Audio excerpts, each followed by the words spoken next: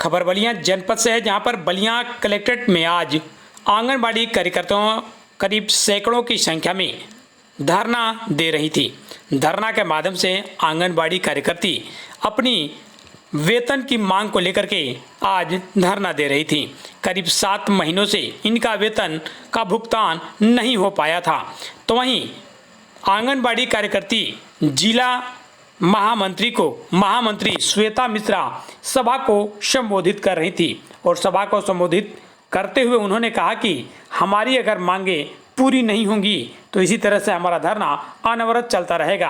तो इस धरने की जानकारी पर मौके पर पहुंचे जिला कार्यक्रम अधिकारी जैसे ही पहुंचे कि वहां पर बाढ़ी तहसील की आंगनबाड़ी सहायिका बेहोश हो गई। ये तस्वीर हम आपको बलिया कलेक्ट्रेट परिसर की दिखा रहे हैं, जहां पर बाढ़ी तहसील की एक आंगनबाड़ी सहायिका धरने के दौरान बेहोश होकर के गिर गई।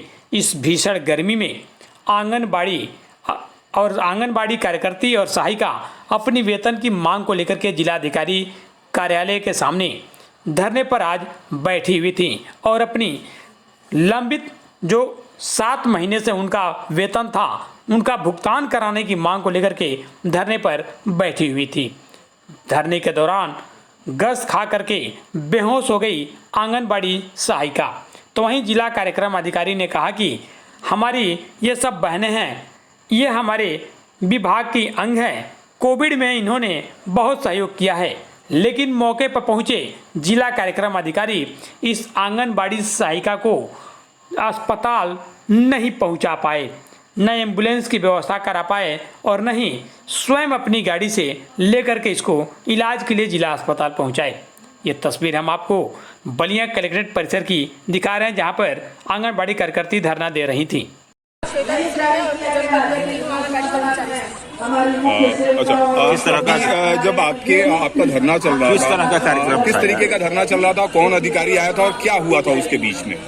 धरना मानदेय को लेके चल रहा था। कुछ आंगनबाड़ी वाले हैं जिनका 7 महीने से मानदेय रुका हुआ है। इस संबंध में हम लोग पहले ही सर को सूचित कर चुके हैं और उस सूचना के बाद भी कोई कार्रवाई नहीं होने के उसमें हम लोगों को धरना करने के लिए हम मजबूर हो गए। अच्छा, तो इतनी भीषण गर्मी पड़ रही है, धरने के दौरान क्या हुआ था? धरने के दौरान हमारी एक ब्लॉक की सहायिका है, उनको चक्कर आ गया और वो गिर गए। तो क्या उनके सामने कोई अधिकारी भी आया? जी, DPO सर आए हुए थे हमारे। तो क्या उन्होंने मदद किया उसकी? अभी तक तो कोई मदद नहीं की है, सभी आंगनबाड़ी मिलकर उनको पानी वानी पिलाई है। अभी तक तो ऐसा कुछ नहीं हुआ है। और उनका कहना है कि मैं आपकी तकलीफों से बहुत वो रखता हूँ, तो आपको लगा कि वो नहीं, बातें तो ठीक है, बात करते हैं, कोई बात सुनते भी है, ऐसी बात नहीं है, लेकिन अभी इस वाले मुद्दे पे अभी कोई कार्रवाई नहीं हुआ है, तो आप समझ सकते हैं कि क्या कहा जा सकता है। उनके गिरने का कारण क्या था, क्या आपको लगता है? उनके गिरने का कारण है कि मान लीजिए इतने समय से मानदेय भी नहीं आ रहा है। एक तो इतने दूर से आई है, बुजुर्ग महिला है, तापमान इतना ज्यादा है, तो जाहिर सी बात है कि वो गिरेंगे। कितना देर तक गिरी रहेंगे? उनके गिरने के हम लोगों को लग रहा है कि 1-2 मिनट बाद ही हम लोग उनको देख पाए। क्या जो अधिकारी आए थे वो इलाज के लिए लेके गए? क्या उनको इलाज लेके गए हैं? वो यहीं पे पड़ी हुई है, पीछे है। अभी कोई एम्बुलेंस में कोई शिकायत? अभी कोई कुछ नहीं।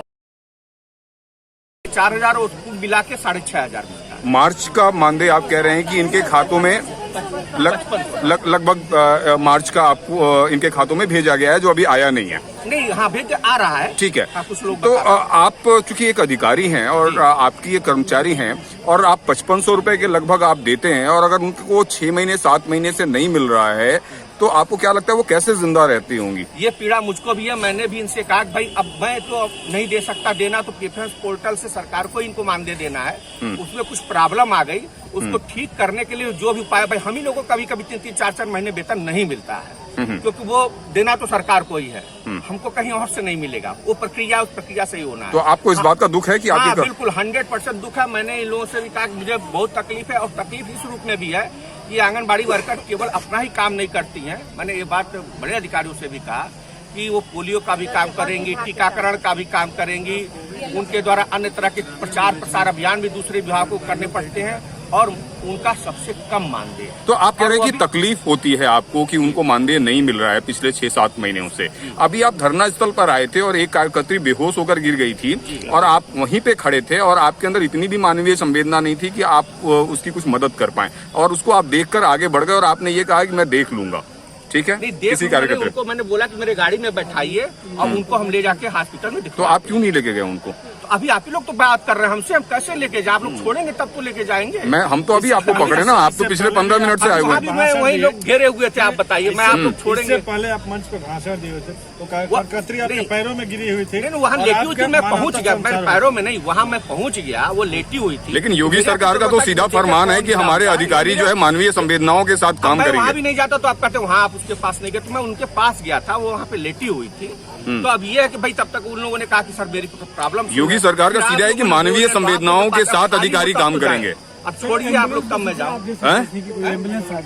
अच्छा अच्छा, किसी को हॉस्पिटल तक नहीं दिखाया गया। नहीं, मैं एक कह रहा हूँ, घंटे मैं से अपनी ऊपर हो गाड़ी गया में था। बैठा के लेके जा रहा हूँ एम्बुलेंस, तो मेरी गाड़ी में भी तुरंत पहुंच जाएगी वहाँ पे लेकर के, जाने दीजिए उनको। अच्छा अच्छा अच्छा, एक बात बताइए, ये जो कार्यकर्त्रियां हैं, वो 2 प्रोग्राम कौन से हैं? अन्नप्राशन और मुखबराई। सर लोग बताओ। सर